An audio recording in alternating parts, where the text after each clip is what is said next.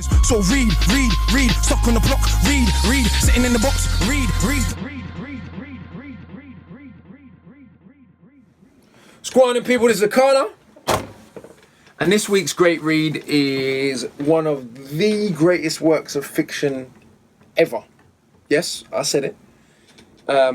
Fiction by Jorge Luis Borges. I hope I pronounced that correctly. My Spanish is a bit dead out. This book is really hard to overstate actually how unbelievable. It's just a book of short stories. He wrote loads of other books. I've read one or two others, good, but nothing close to this. Because this doesn't even make sense how genius it is. Like, there's short stories in this book where he develops ideas that should take hundreds of pages in like 10 pages. Like, it doesn't make sense. Like, I can't even explain it to you. And it's clear if you read the book, it's very, very clear that loads of sci-fi films, this book was written in the 30s, I believe. There's a whole host of sci-fi films and books that definitely, absolutely, undeniably either were influenced and directly took ideas from this book, or were influenced by people that were influenced by this. Even things like Inception. So there's a story in this book which is dreams within dreams within dreams, and he executes it so brilliantly.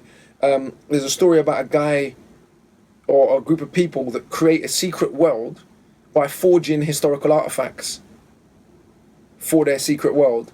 But then eventually the practice of forging those artifacts becomes so common that they recreate the entire real world into this fictional world. Like, it's just the level of ideas and execution of them. I can't overstate how unbelievably genius this collection of short stories is.